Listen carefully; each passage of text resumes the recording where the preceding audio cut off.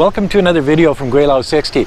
Today we're going to be talking about what do Chinese think of foreigners. This could be a good one. Oh man, there's a number of, I've run across a lot of stuff in the last 14 plus years, and there's haters, there's lovers, there's all different types of Chinese out there, just like there would be in any other country. What I see mostly is a curiosity more than anything else. Maybe not from the city people that see foreigners all the time, but from people from the country. When I go to Bobai or to Yulin, I have to take a picture with everybody with a camera, and that's just the way it is, because foreigners are sort of an anomaly here in China.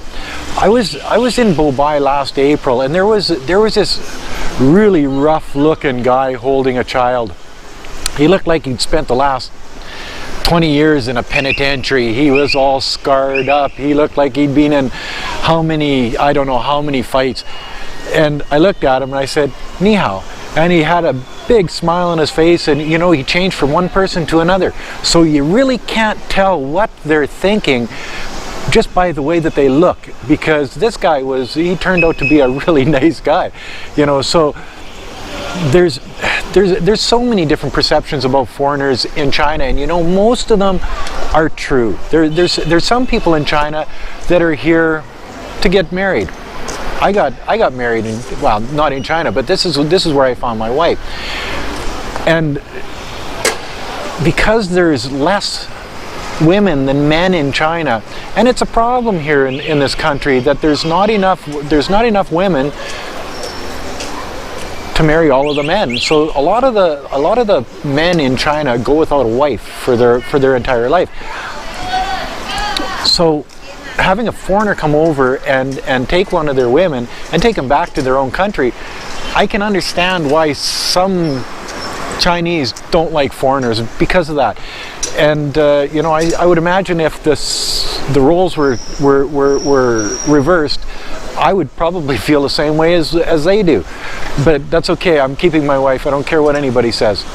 One of the things that happens all the time in China, being a foreigner, a white face in China, people come up to you and they're right in your face, just as close as I am to this camera. And they'll sit there and they'll stare at you. Exactly. So, you know, for the first little while, it's sort of disturbing in a way, but after over 14 years, I'm so used to it that it doesn't bother me anymore. It's just one of those things that happens.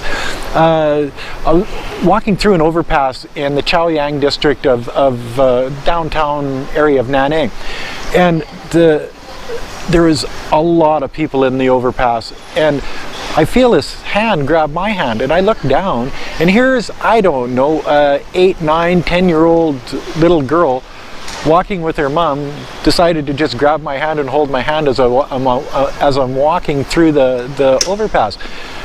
You don't get that in any other country. So maybe a lot of the Chinese look at foreigners as maybe gentle giants, because usually we're bigger, not always bigger than Chinese, but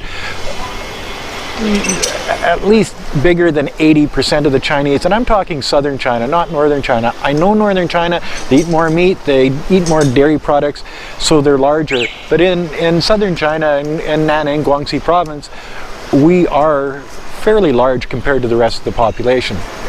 Some of the women in China, and I'm not saying all of the women, or even a majority of the women, or even 2% of the women, they actually seek out foreigners to marry. I would imagine that they're mostly from poorer families, you know, looking for a better life, knowing that in places like Canada, the United States, UK, Australia, places like that, France, you have a chance to be whatever you want to be. So getting out of China is a high priority for them, I guess. And you know, you go to say the Queen's Head pub. It's an English pub here in Nanning, and there's a lot of girls there. They all speak English. They're all sort of, you can tell that they're searching for a Western guy.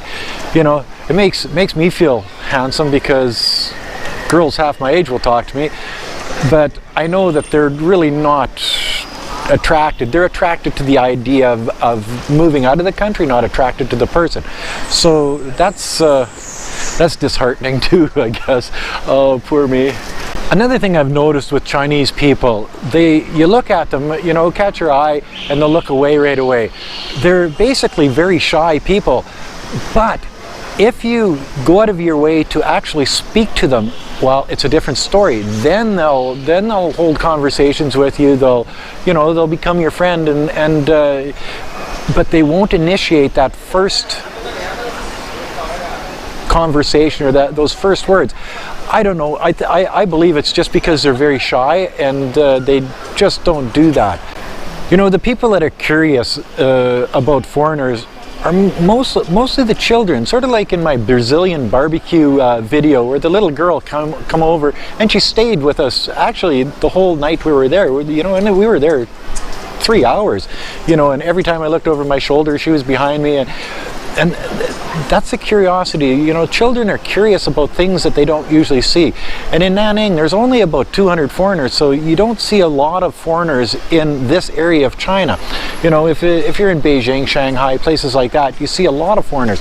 But here, we're few and far between. I meet a lot of Chinese people in my day-to-day life because I'm out taking videos, and people are curious, and they come over and they talk to me, seeing what I'm doing and whatever. So, you know, I meet a lot of people, and it doesn't matter whether they're girls or guys.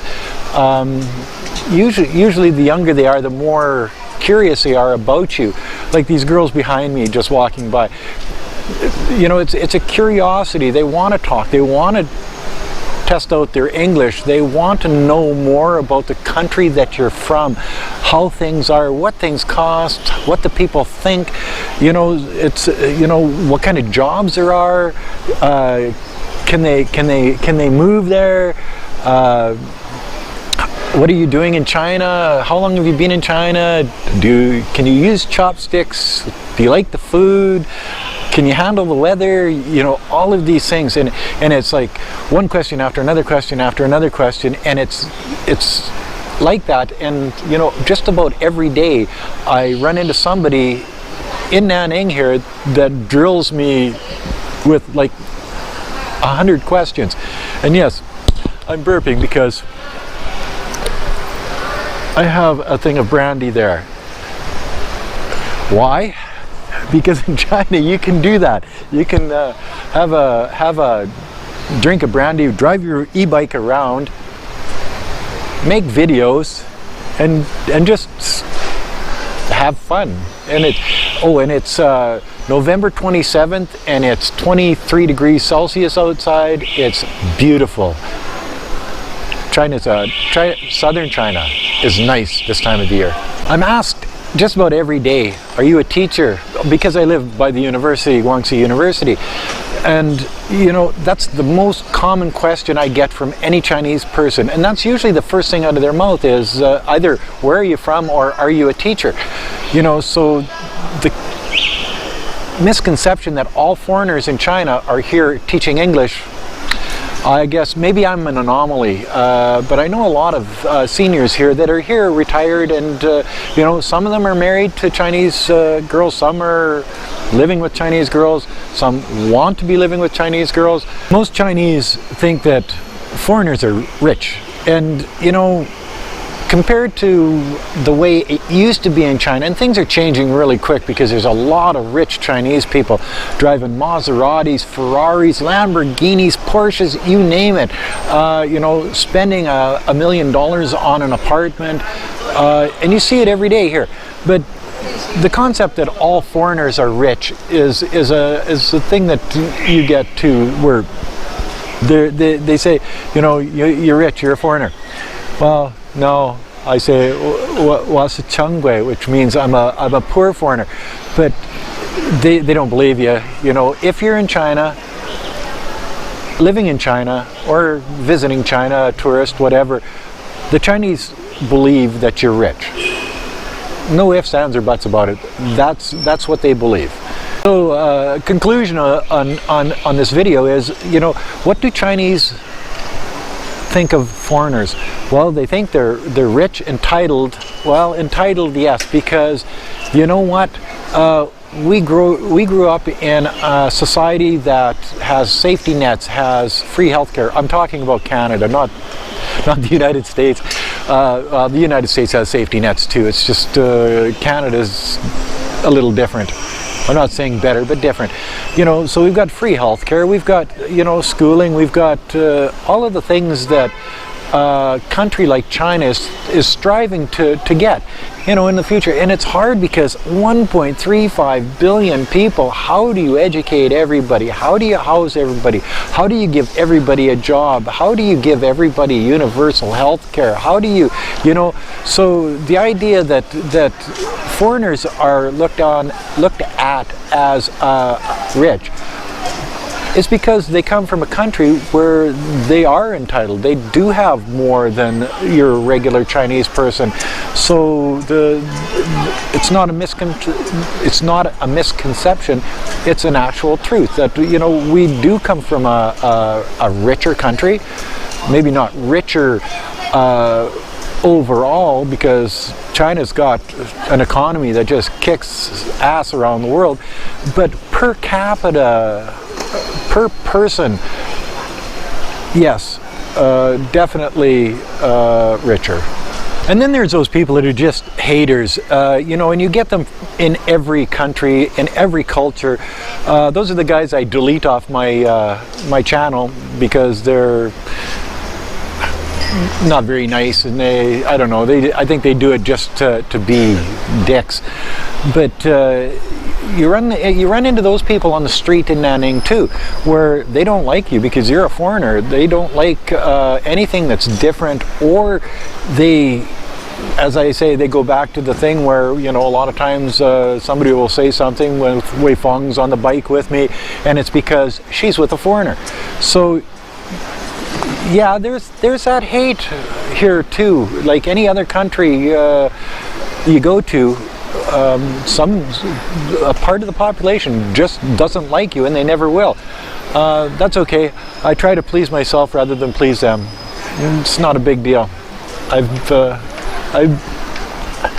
don't care what they think. So whether you like foreigners or hate foreigners or curious about foreigners, just try to be nice to all foreigners, whether they're in your country or in China. That's another video from Gweilo 60. As always, if you like this video, like, comment, subscribe, push that share button, and thanks for watching. Until next time, bye now. I picked this spot because I think it's really nice and it's quiet here, and you know, nobody's bugging me. It's sort of nice to actually video a whole video just sitting here talking to a camera, and nobody has come up and bothered me through this whole video. That's a good thing. That's a first in 55 videos. That's a first time ever.